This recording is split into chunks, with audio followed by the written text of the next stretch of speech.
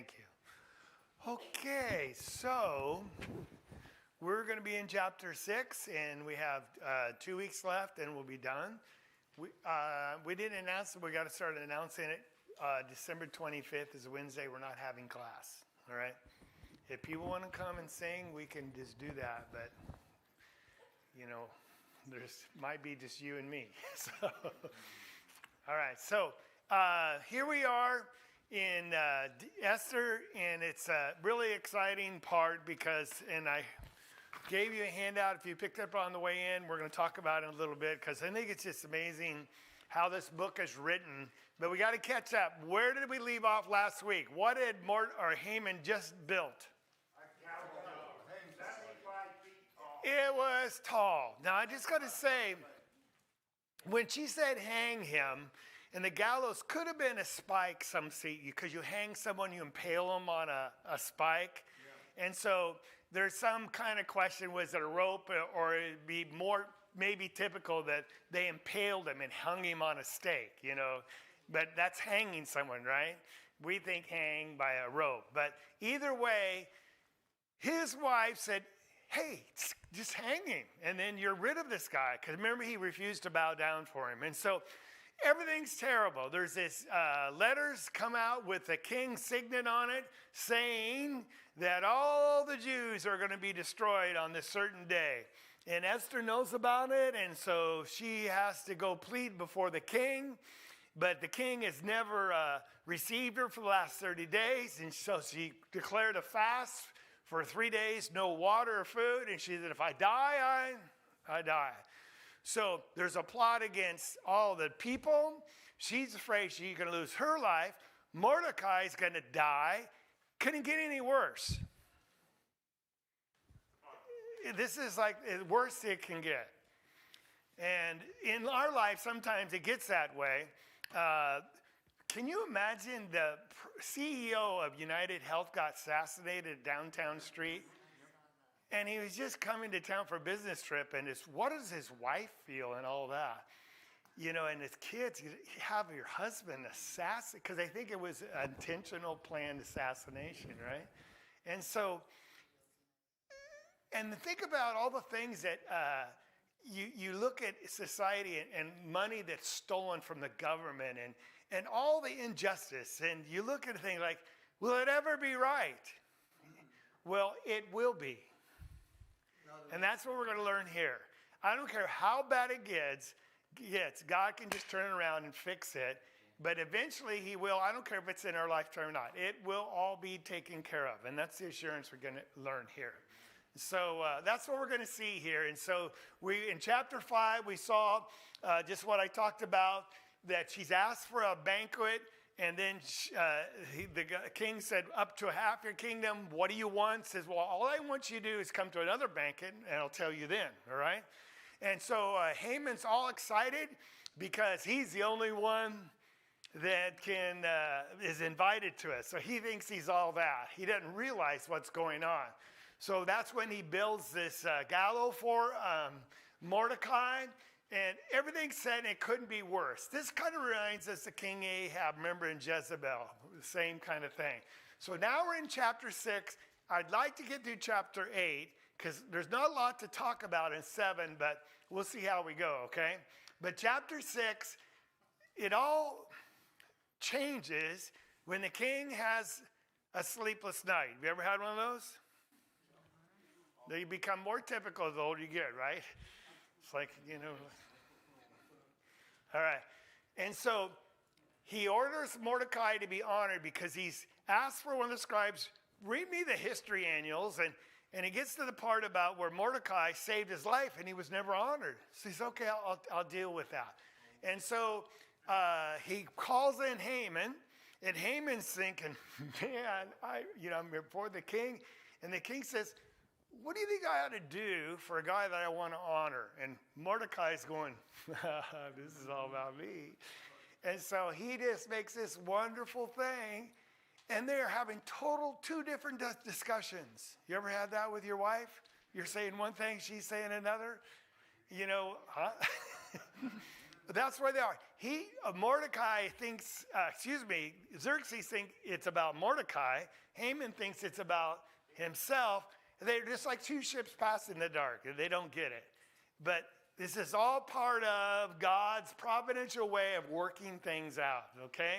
And so he finds out it's going to be Mordecai, so he's humiliated by it. But then he's taken to Esther's second banquet. That's what we're going to see here. So let's just read some of it in verse 1. During the night, verse 1, chapter 6, the king could not sleep, so he gave an order to bring the book of the records, the chronicles, for they were read before the king. I guess he just likes us to hear the history of how great he is or things that's happened, okay? So it was found written that Mordecai had reported concerning Bigthana and Teresh, two of the king's eunuchs who were doorkeepers, that they had sought to lay hands on King Ahasuerus. Now, we read that in chapter 1, right? So the king said, well, what honor and dignity has been bestowed on Mordecai? Did we ever honor him for that? Because usually, remember I mentioned back then, other people that won some naval wars, they were given ships or kingships or different things like that. So you would honor people that defended you, especially saved your life, with some kind of great honor, authority, okay? And they said, well, yeah, we didn't do anything for him. We missed that. So verse 4, the king said, who is in the court? So Haman had just entered the court out of the king's palace in order to speak to the king about hanging Mordecai. So he's coming in to get Mordecai killed. The king calls him in when he hears Haman's out there because he's going to get Haman to have Mordecai honored and glorified. Mm-hmm. Now, I really appreciate Bob's lesson last Sunday. And it was called Perhaps, right? And notice what it says in here. Who's in the court? In verse 4, now Haman had just entered the court to speak to the king. Just entered. You think that's a coincidence? No. Could be. But even if it is, God's going to use it to his glory, right?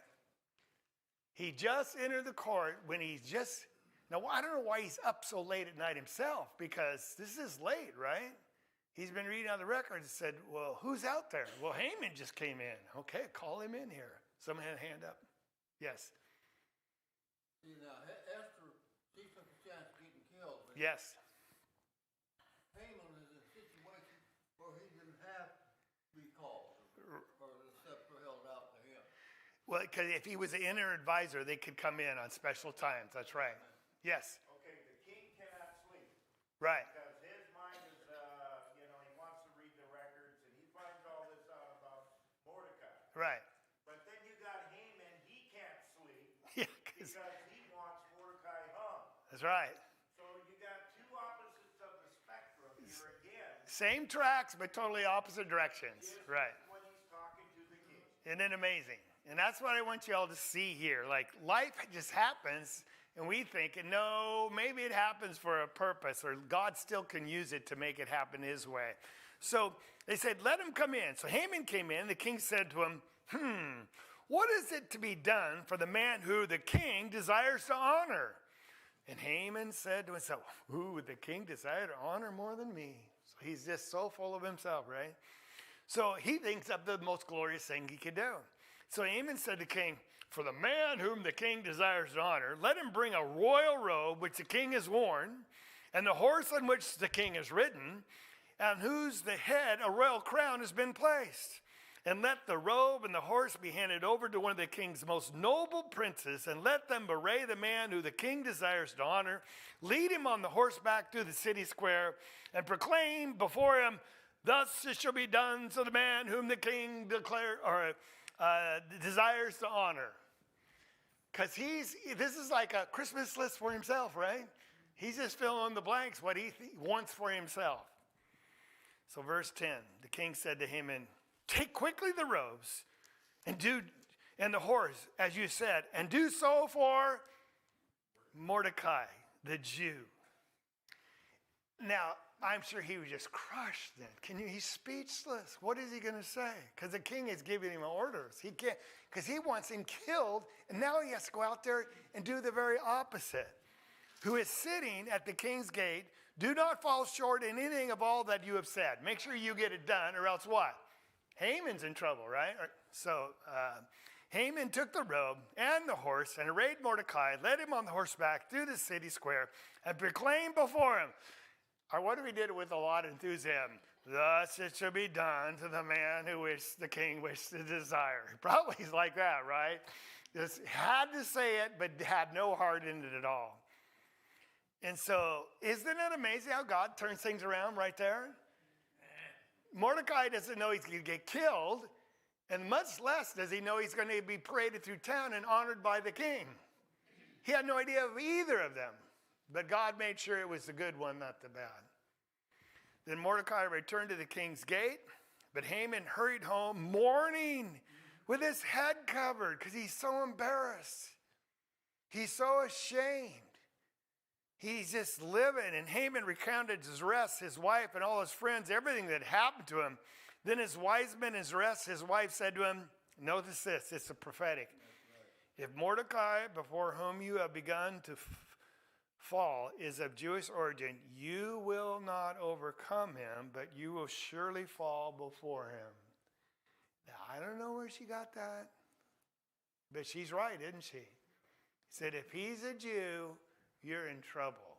He's going to overcome you. You will not prevail. And now that reminds us of Herod's wife, that Jesus is brought in on trial, and they're all seeking to kill him. And what did she say? Don't have anything to do with this guy. Oh, Pilate's wife, excuse me, thank you. Glad you corrected that for everyone's listening. Pilate's wife said, have nothing to do with him. I had a dream. You don't want anything to do with this guy. He's innocent. But he didn't listen, right? So verse 14, while they were still talking with him, the king's eunuch arrived and hastily brought Haman to the banquet which Esther prepared, because this is the second banquet. And so it's a one of, some say 8 meals. I've looked, and some would say 10 because they include different things, but that's going to be your homework. Can you find next week all the different 8 banquets that are in the book of Esther? And there's a pattern to them, and that's what I want you to see. But that would be your homework, to identify who threw it, when it was, what chapter and verse. At least 8 of them, okay? So this is the big thing. So we're now in chapter 7, okay? So we went through here, and we just go through these real quickly because we already saw them. But man, this guy's getting a lot of honor, isn't he? Mordecai. And so when you look at that, God's just reversed everything. He was going to be death, but he got honor and glory instead. So here is what I want you to see on this, the top of the chart. Remember we talked a long time ago about chiastic structure in books of the Bible? It's like an X, but you don't see the other X, but it goes one way and it comes back this way. And it was a literary way to write things, but you just wonder if it's all inspired how it happens. And it's as what happens in this kind of literary structure, we see a pattern and it repeats itself, but in the opposite direction. I'll try to explain myself. But notice up here, number 1 relates to 1b down here. See that? And each of these 2 relates to 2b, 3 to 3b. See, it ascends and then it has a pivotal turning point. Then it goes back the other direction. And everything parallels. So I want you to see this. The beginning of the book opened with the king having 2 banquets. Remember the first one was 7 days, right? And then the first one was with all his kings and nobles. And 30 days later, he had one for 7 days for everyone. And that's when he brought Vashti, his wife, in, right? But it's this splendor. But the end, it's 2 feasts for the Jews. And who has all the splendor and the glory? Mordecai. So look at number 2. Esther becomes queen and Mordecai saves the king. 2b, Queen Esther and Mordecai now save who? The Jewish people. Look at 3. Haman's exalted to power, and he is the protagonist. No, excuse me. In a good fiction story, you have a protagonist and a antagonist. Who is the protagonist in this story? He's the good guy that everything kind of revolves around. Mordecai. Who's the antagonist? Haman. He's the arch enemy. He counters everything that Mordecai is doing, right? So we have Haman exalted to power, but in 3b, when the story wraps up, who is actually going to be killed and who's going to be exalted to power? Haman, the antagonist, gets it. Mordecai ends up taking his place. Total reversal. Number 4, Haman decrees the destruction of the Jewish people. He was behind all that, right?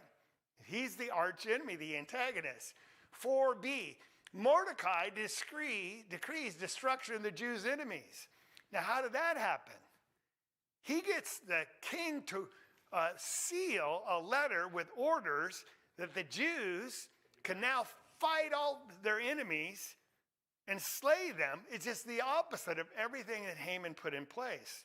So 5, Mordecai and Esther plans to reverse the decree. So you have 5b, Mordecai and Esther plan to reverse the decree again. All right? 6, Esther's first banquet. Haman plans Mordecai's execution.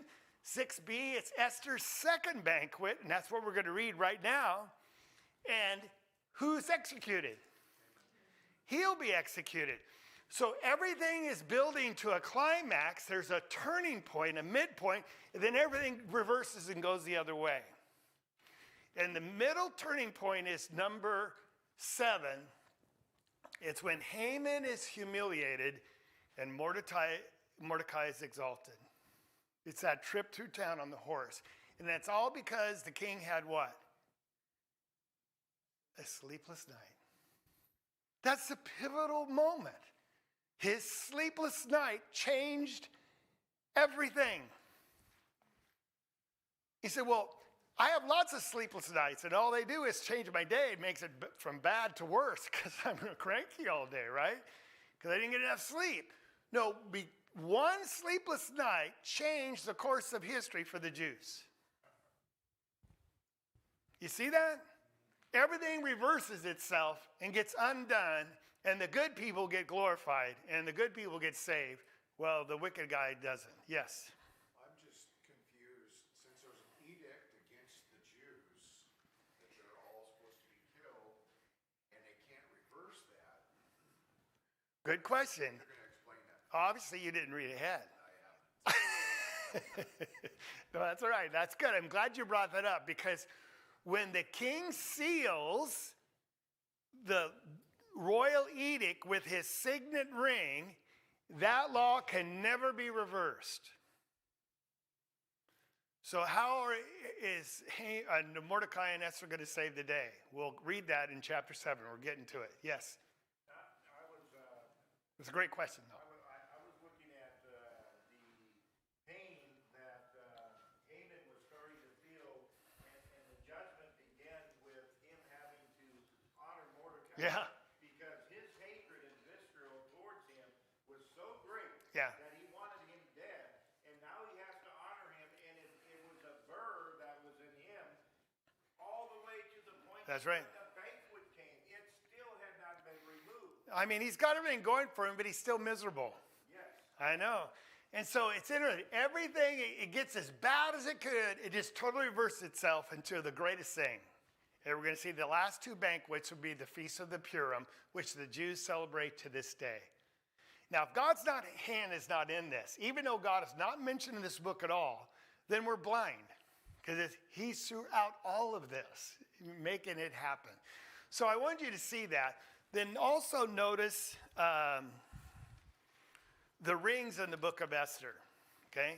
Your homework is to find the 8 banquets, right? And there's maybe a chiastic structure with those. But anyway, but notice the rings, because the number 1, you see Esther chapter 3, verse 10? It's the ring that made the law that the Jews are going to be killed on that chosen day, right? So then it was sent out to all the people of all the provinces. Number 2, we see it was written in the name of the king and sealed with the king's signet ring. Then chapter 8 and verse 2, this is going to be the answer to Rob's question. Mordecai, the advocate of the Jews, is empowered, and the king takes off a signet ring, which he had taken away from Haman, who had it, and gave it to Mordecai. And he tells him, you write anything you want to fix the situation. And he's going to write a new edict, and the king is going to seal it, because he can't undo his previous law, but Mordecai writes a new law. Yes, on that day, you're going to kill the Jews, but this new law gives the Jews the power to defend themselves. They can rise up in arms against their enemies, and they can plunder their houses when they're done. So we have these two simultaneous edicts that can't be revoked, right? But they're counter each other. And then, of course, the last one in number 5, that's chapter 8 and verse 10. It's the same thing. The signet ring, again, it's sent out by couriers. So there's a lot of king's rings, and I just want to make you this point about it. And they're sending out letters, right? Letters are the authority of the king. Here's from the king. What do we have? Authority of God's word, same thing. And they're letters. Paul's 13 epistles. Peter and John, Philemon. And they all begin with saying what? Paul, an apostle of Jesus Christ by the authority of God. These have the king's ring impressed on the seal. They're sealed. And just like these can't be revoked and done away with, everything that is said here is sure and steadfast. It cannot change. It will come about no matter what. And that's what the same thing we have. You know, in many ways, Mordecai is like Jesus, because he's going to save his people, and Jesus saved us. But they wanted to put Mordecai to death. They actually did put Jesus to death. But there was a resurrection. And Mordecai had everything going bad for him, but he was raised from the worst state to being now in charge of everything, second to the king. There was a resurrection in his life too, wasn't there? And so the parallels are amazing if we just open our eyes to them, but we have something that's authoritative. When God says this is going to happen, you can count on it. It's going to happen. When he says don't do this or do that, you know that's the map to our spiritual life. Yes, Mary.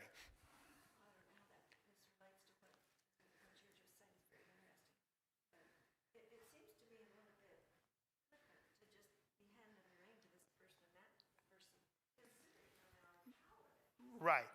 And so she said it sounds kind of flippant just to be giving your ring. And it would be if it was just giving it to me or one of you. But it shows the power and authority that Haman had.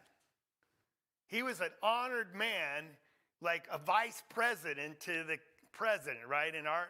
And now it shows Mordecai's new position. He is like Joseph was to Pharaoh. And second in charge of all the famine relief. People came and bowed before him. So it would be flippant, but until we understand how far Mordecai has come from a guy that's going to be killed on a 75-foot gallows to now second in charge, perhaps, to the king himself. And who did it? God. So that's a good observation. Yes? Hate can destroy you. Oh, hate can destroy you. Exactly. So on the back of this page, too, or the other page, excuse me, there's a more detailed chiasm. It's the same thing, but study on your own. I think it's just the pattern is just amazing, and it all is central. The turning point is his sleepless night. All right. So with that being said, notice what the psalmist says this. If a man does not repent, he will sharpen his sword. He will have bent his bow and made it ready. He's also prepared for himself deadly weapons. He makes his arrows fiery shafts. Behold, he travails with wickedness, and he conceives mischief and brings forth falsehood. This describes Naaman, doesn't it? But notice what always happens. He has dug a pit and hollowed it out, and he's fallen to the hole which he made. Who's going to get hung? Naaman. Just hang on and we'll read it. His mischief will return upon his own head, and his violence will descend upon his own pate. All right. So when we look at that, Matthew, Jesus said, put your sword back. That's to Peter, remember, who wanted to defend him? Because all those who take up the sword will what? You're going to die by the sword. Well, Paul said it this way, whatever you sow, God's not mocked. Don't be deceived. Whatever you sow, you're going to.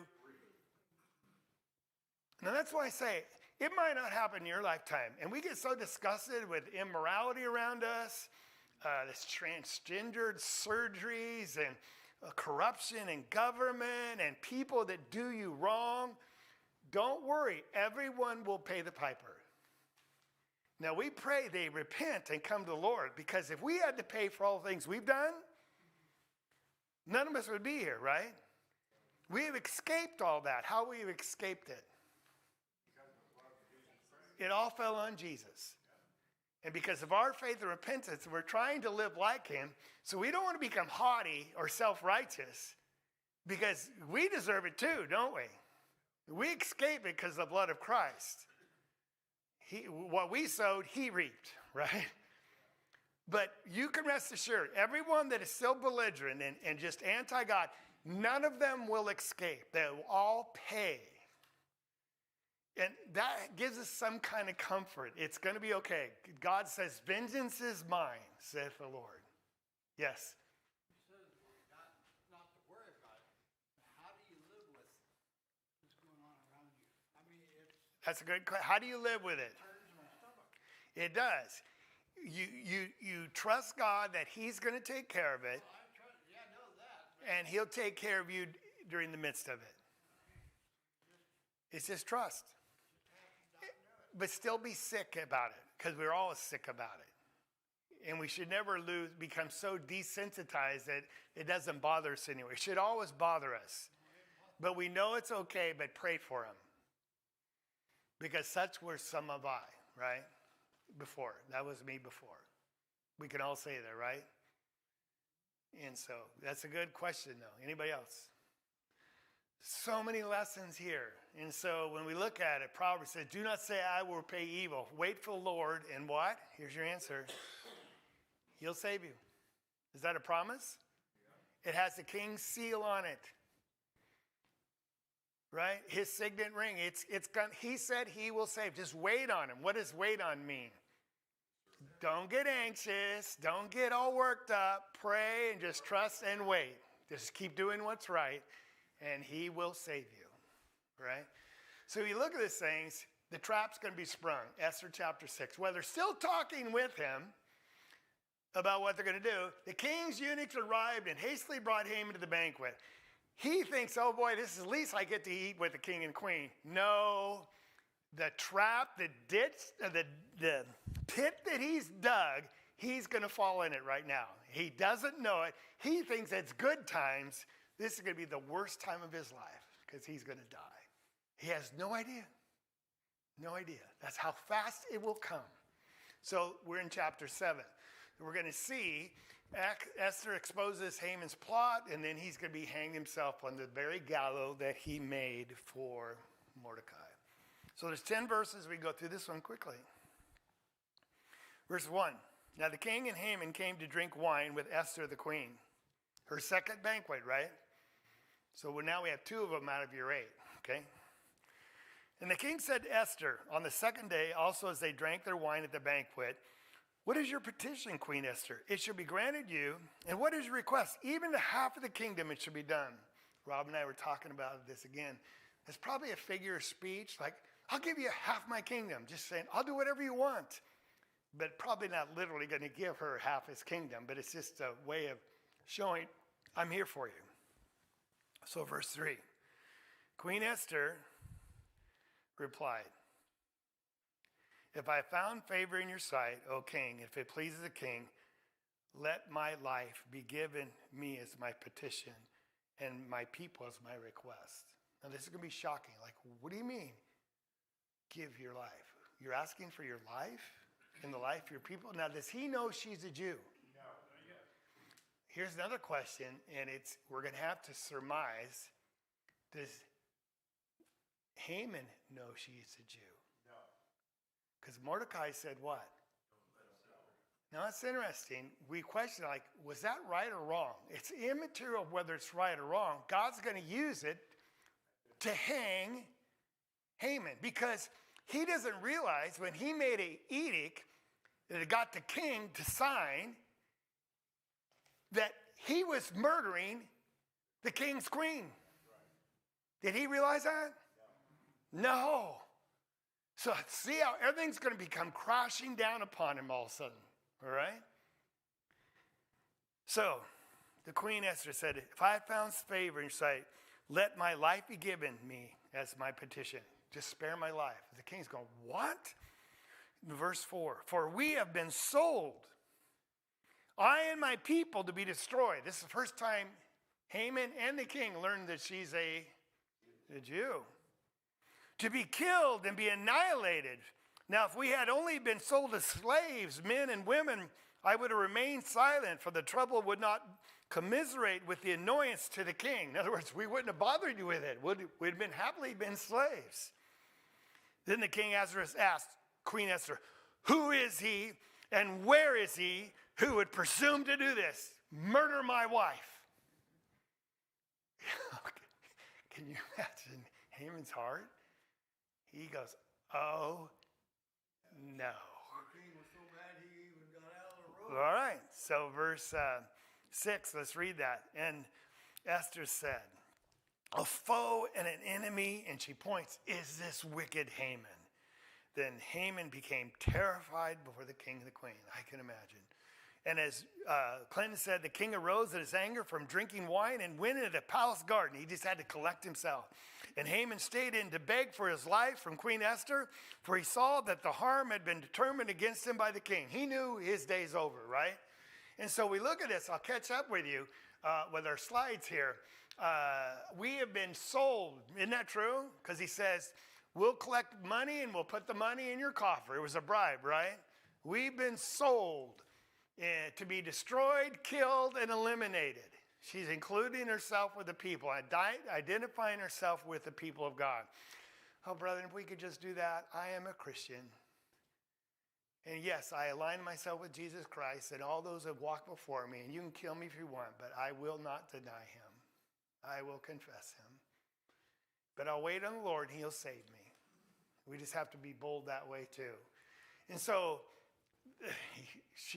Haman becomes terrified. Some of this greatest artwork are biblical artwork, throughout the Renaissance and you go through some of the cathedrals. It's beautiful.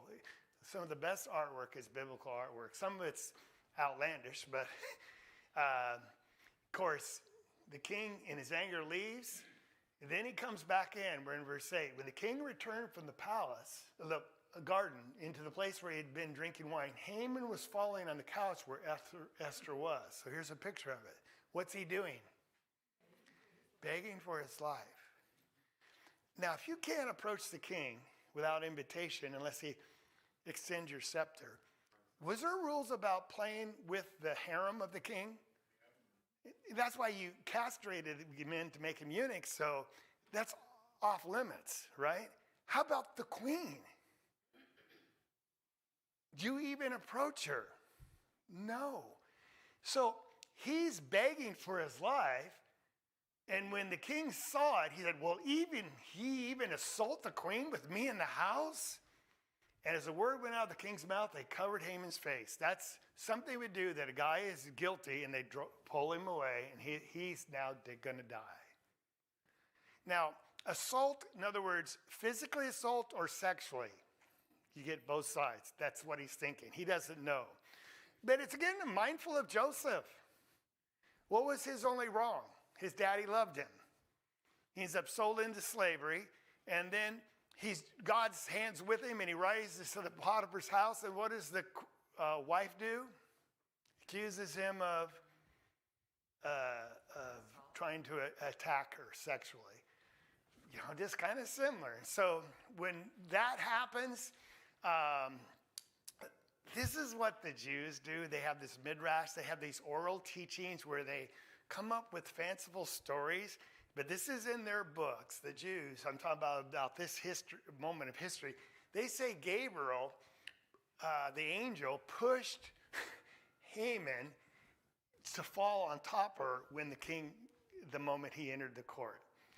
Now, where do they get that? But I just have to share it because I think it is kind of interesting how they have to make things so fanciful. The story is good enough by itself. We don't need to add that, right? So, notice what happens. Then Habanah, one of the eunuchs who stood before the king, he said, "Hey, king, we got these wooden gallows Haman built for Mordecai, who spoke good in behalf of the king." And the king said, "Hang him on it." That's it.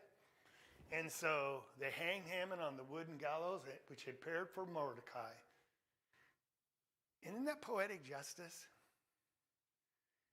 What does poetic justice mean anyway? Yeah. I think I got a definition for it. It's an ideal form of justice in which the good characters are rewarded and the bad characters are punished by an ironic twist of fate. Does that describe this? It's ironic that he ends up dying on the very thing he's trying to kill the good guy with, Mordecai. Yes? I think the assault here that is being referenced is based on my understanding. If the king had to lower the scepter in order for you to even speak to him, Yeah. and then he's going to sit there and plead, Yeah. talking Haman, to Esther. Yeah. He doesn't have permission to do any Yeah. of this. The king has stepped out. He should have just distanced himself. Yeah. But now he's pleading, and what he sees is that's a verbal assault. Yeah, you approached her without permission, right? Yeah, and if it was good for the king, it would be good for her. Yeah, and that's very possible, all right? But in this amazing, who orchestrated all this? Just coincidence? It's God's in charge. And sometimes we don't see it and we wonder, like, it can't get any worse, you know? When it can't get any worse, that's when God will turn it around. And it couldn't get any worse for Jesus. He's in the garden crying, "Let this pass," and he gets killed, and there's darkness in the land. But that's when everything turns around. The very trap that Satan set for him is the very trap that got Satan kicked out of heaven and bound, and all the souls that he had captured are released.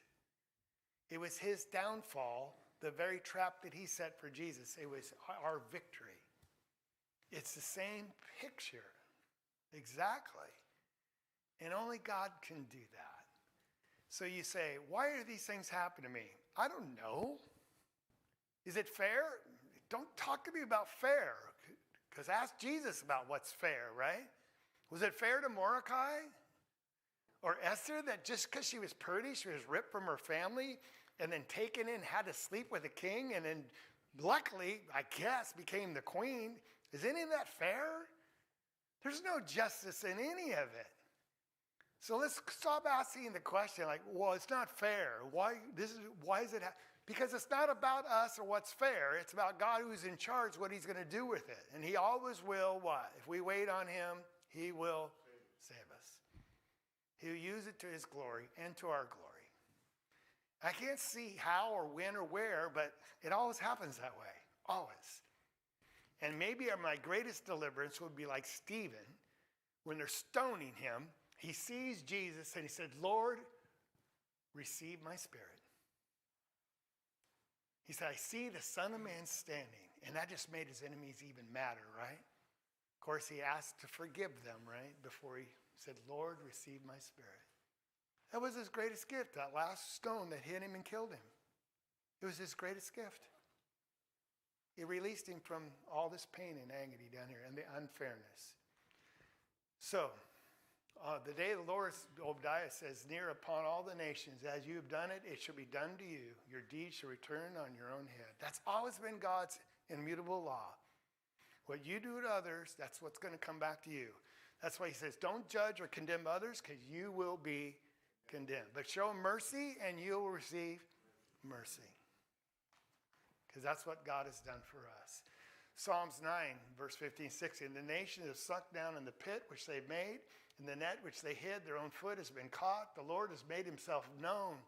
He has executed judgment. In the work of his own hands, the wicked is snared. He knows they're unrighteous. He'll take care of it. We can just trust him. It's okay. He'll take care of it. It's hard because we have to wait.